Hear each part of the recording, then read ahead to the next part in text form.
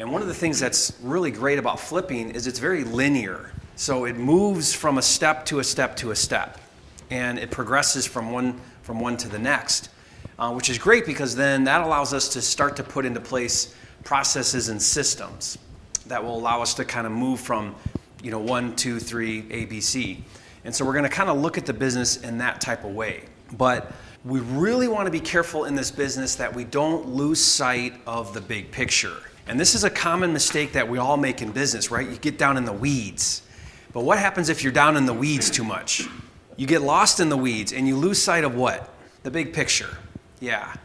And so you can see up here on our mind map, this is you up here, right? You Inc., you CEO, you business owner. And then there's all these functions that have to happen down here for the business to work and for money to happen. But your role should be what? What should your role be in this business? The visionary. That's right. Yeah, I like to call it the orchestrator, right? You're gonna make sure these things are happening, but the right business structure isn't you down here doing them. Now, it's okay in the beginning, but what should your goal be? Of other people. That's right. So you don't want to live in this box or any of these boxes. You want to live where? Up there. You want to live up here. This is where you want to operate in the model. And you can see here I've got 90% strategic and 10% tactical. So what's the difference between strategic and tactical? If you're focusing on strategic activities, what kinds of things are you doing? Strategic just means that the time you're spending in the business is focusing on how can you build out these processes better? How can I find somebody that's going to do a function? How can I implement technology like Flipster? How do I get Flipster working and doing some of these things? How do I inspire my acquisitions manager, my operations manager? What are my high-level activities? Basically, we want to ask ourselves this, and you guys write this down. What is the best use of my time right now? And think about if you asked yourself that a dozen times a day, right? What is the best use of my time right now in this business?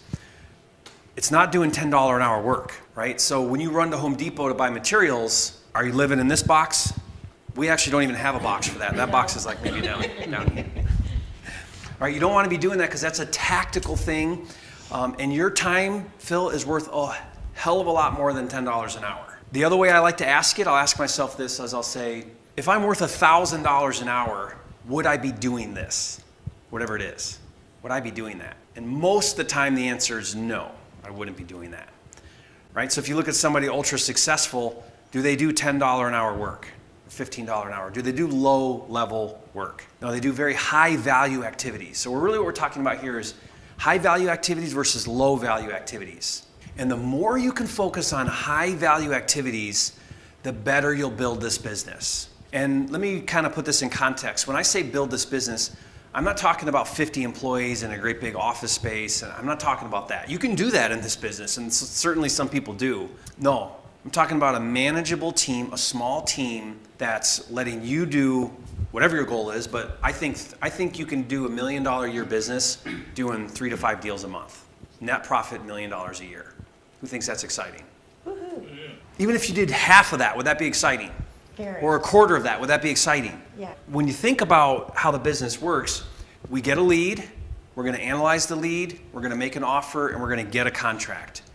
At that point, when you own that contract, you've got options. Wholesale it or fix and flip it.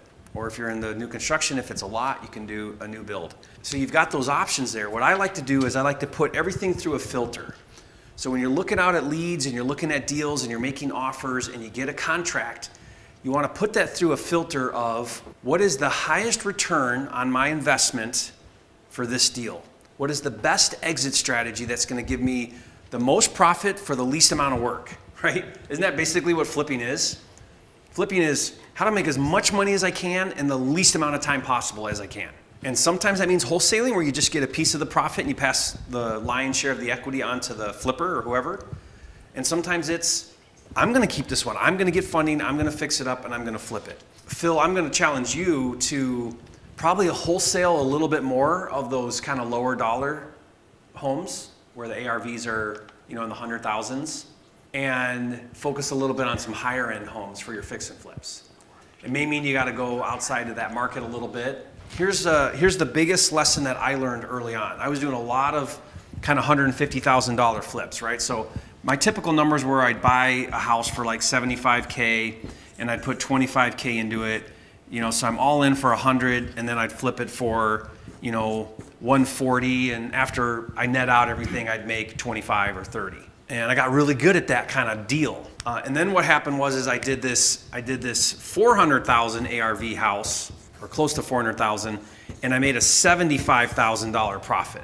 Okay, and here's what I learned. Here was my big takeaway. This deal here I was making 25. This one I made 75.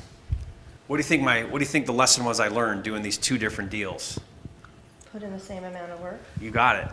It was the same work, right? Because I had to buy a house, I had to get funding, I had to hire contractors, I had to manage contractors, I had to put it up for sale. I mean, it was a little bigger home and it was a little more capital, but that's it. It was a little bigger and more money into the deal, but I made 75 instead of 25. I made 3 times as much money doing the same amount of work. And it dawned on me, I said, what am I doing? Why am I running around doing all of these smaller size deals? I could do a third the number of deals if I just moved up in price range. And so that's what I did. The following year, I went from doing 50 deals, I went from doing 50 fix and flips to 10 that next year, and I made more money doing 10 than I made doing 50. And my life was so much better. It was so much better. Less contractors and less.